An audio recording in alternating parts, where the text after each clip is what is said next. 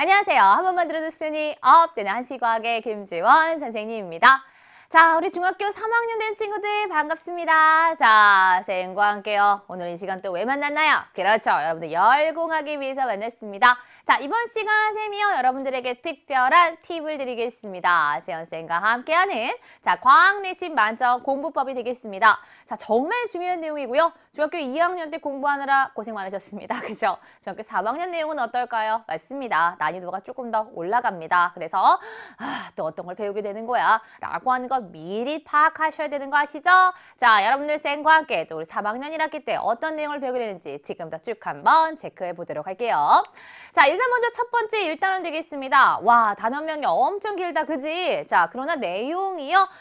쉬우려면 쉽고 어려우면 어려워요. 왜 그러는 거냐? 자, 화학 파트가 되어 있고요. 여러분들이 중학교 2학년 때 공부했던 내용으로서 물질의 구성, 원소 기호, 원자, 분자, 이온에 대한 내용이 머릿속에 잘 있다면 굉장히 쉬워질 겁니다. 그러나 그게 아닐 경우는요. 다시 또 외워야 하기 때문에 배의 시간이 좀 들 수가 있어요. 그래서 여기는 사람마다 약간의 좀 차이가 날 수 있어요. 따라서 지금이라도 늦지 않았다. 빨리 좀 외워주시면 되겠습니다. 오케이?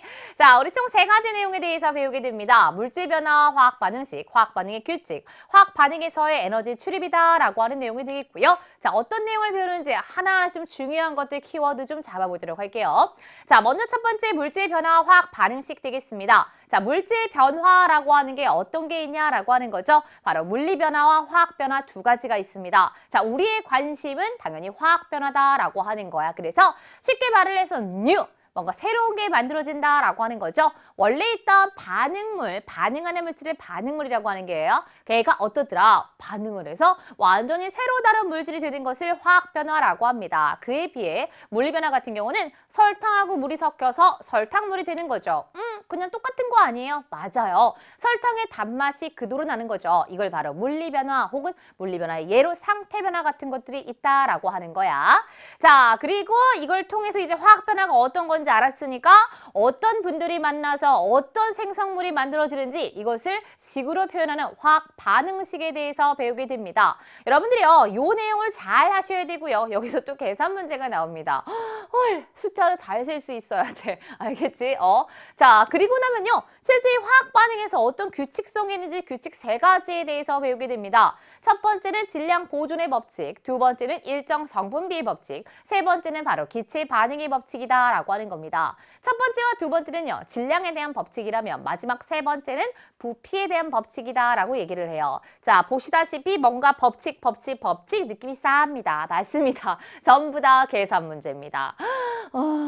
그래서 이건 대신 전제가 있어. 화학 반응식을 조금 잘 하셔야지만 여기 내용이 좀 쉬워요. 알겠죠? 따라서 앞에 화학 반응식 내용을 잘 공부하시고 이어서 여기 있는 화학 반응할 때 이런 규칙이 있구나 라고 하는 걸로 계산 문제로 마스터하시면 돼요. 쉽게 팁을 드리면 질량 보존 법칙은 덧셈할 수 있냐? 알겠지? 그 다음에 일정 성분비의 법칙과 기체 반응의 법칙은 비례식 세울 수 있냐라고 하는 게 좀 포인트야. 의외로 계산은 복잡하진 않아. 근데 내용을 앞에 반응식을 잘 하셔야 돼요. 자, 그 다음에 세 번째, 화학 반응에서 실제 에너지 출입이 일어납니다. 그래서 발열 반응과 흡열 반응이다 라고 하는 걸 하는데요. 발열 반응은 외부로 열을 방출하는 거, 어떤 화학 반응이 일어났을 때 흡열 반응 거꾸로 흡수하는 반응에 대해서 배우게 되는 겁니다. 우리 주변에 어떤 예들이 있는지 보통 어떻게 핫팩 같은 거 했을 때 왜 따뜻하게 되는지 그런 내용에 대해서 배운다라고 생각하시면 돼요. 오케이? 자, 1단원이 끝나고 난 다음 드디어 2단원 기권에 대한 기권과 날씨에 대한 내용을 배웁니다. 지구과학 파트가 되어 있고요. 총 3가지 내용에 대해서 배운다라고 하는 거죠.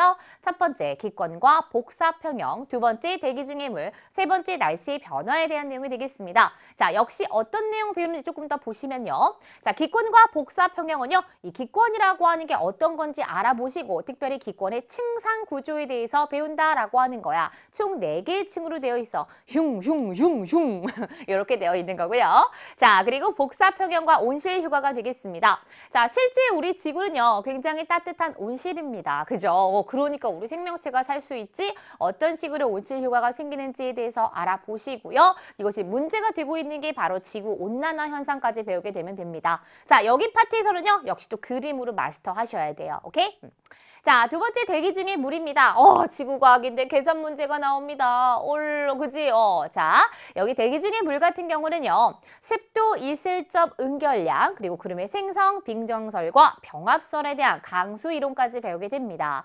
결론은 대기 중의 물에서는 어떤 걸 공부하는 거냐? 구름에서 눈, 비 내리는 내용까지 배우게 되는 거야. 그런데 이 구름의 생성 과정을 이해하기 위해서는 여러분들이요. 습도와 이슬점, 포화 수증기량 이런 내용을 다 알고 있어야 돼요. 근데 그 과정 속에서 그래프를 해석하시면서 계산 문제가 나오게 됩니다. 마치 뭐랑 비슷하냐면요. 중학교 2학년 때 배웠던 내용, 물질의 특성에서 용해도랑 좀 비슷합니다. 점점점. 그치요? 그래서 거기 내용 좀 비슷하지만 우리 지구과학 관점에서 좀 배운다라고 생각하시면 되고요. 뭔가 계산이 있구나. 자, 그리고 세 번째 날씨의 변화가 되겠습니다. 자, 고기압, 저기압, 기단과 전선, 일기도에 대한 내용이 되겠습니다. 여기는요. 굉장히 어렵다라고 할 수도 있는데요. 또 실제 생활 속에서 정말 많이 경험을 하는 거죠. 고기압이다, 저기압이다라는 용어가 굉장히 많이 쓰고 있는 거고요.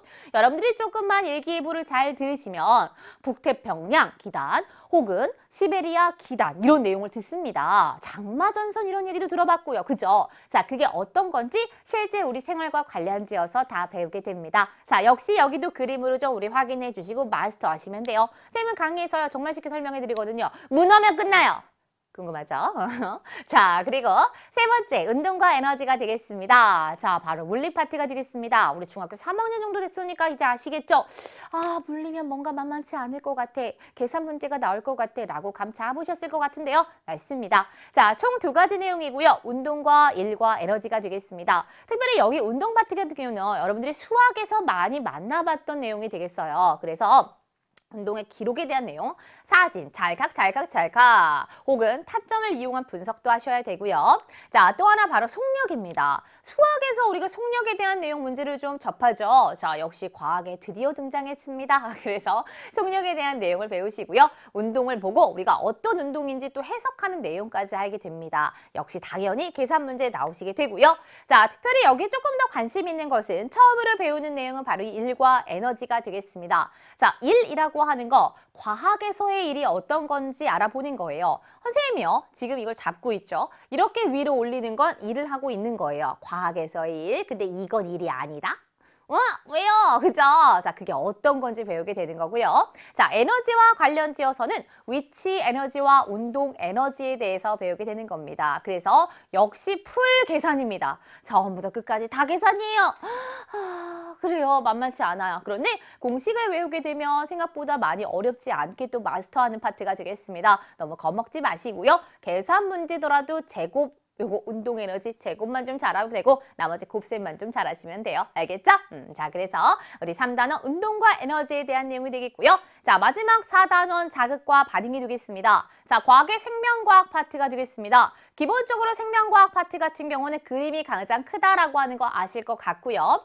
자, 총 3가지 내용입니다.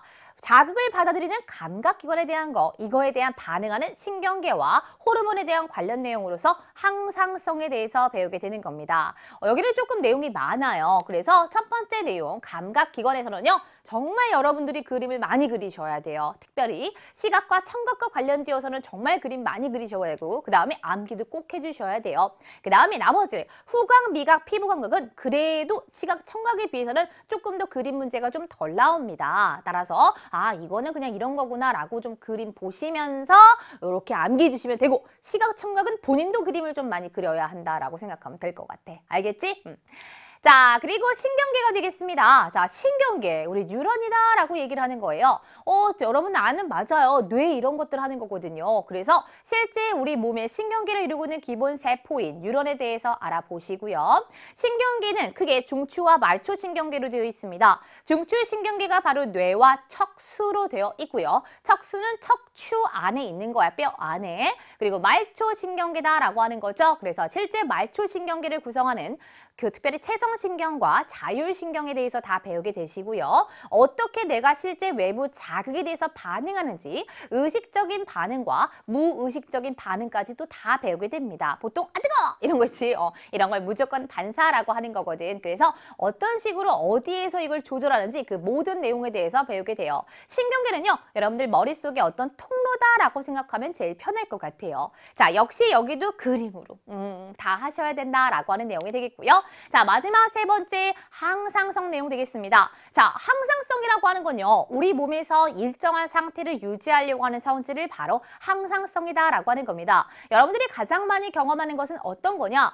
체온이다라고 하는 거죠. 아, 그지. 내 몸에 우리가 일정 체온 이상 넘어가면은 당연히 열난다라고 하면서 삐용삐용 신호고요. 역시 온도가 떨어져도 똑같아요. 그래서 실제 체온을 어떻게 조절하게 되는지 그 원리를 호르몬과 관련 지어서 배우게 됩니다. 자, 그래서 호르몬에 대한 거, 호르몬이 어떤 건지 알아보시고요. 이 호르몬을 분비하는 내분비샘까지 전부 다 그림으로 또 마스터하셔야 되고 그 역할도 전부 다 암기해 주셔야 돼요. 이 두 가지가 암기가 되면 항상성 조절 총 세 가지 내용, 혈당량, 체온, 삼투압에 대한 모든 내용이 마스터가 될 겁니다. 기본적인 것은 두 가지를 암기를 좀 해주셔야 한다라고 하는 내용이 되겠어요. 그래서 사단원은요, 어떻게 보면요, 처음부터 끝까지 조금 외울 게 굉장히 많고 그림으로 좀 마스터해줘야 된다라고 하는 거 기억하시면 되겠습니다. 아시겠죠?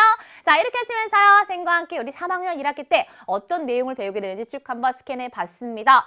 물화생지 빠지지 않고 다 들어가 계시고요. 하나하나 영역에 있어서 어떻게 공부하는지, 어떤 내용이 있는 쌤이 다 짚어드렸으니까 여러분들 이 방법으로 열심히 열공하시면 되겠습니다. 자, 저걸 알면 나도 쉽게 이길 수 있는 거죠? 100 지피지기 100점 100승입니다. 쌤 전부 다 알려드렸으니까요. 이걸로 꼭 기억해 주시고요. 쌤하고는 강의에서 보도록 할게요. 안녕!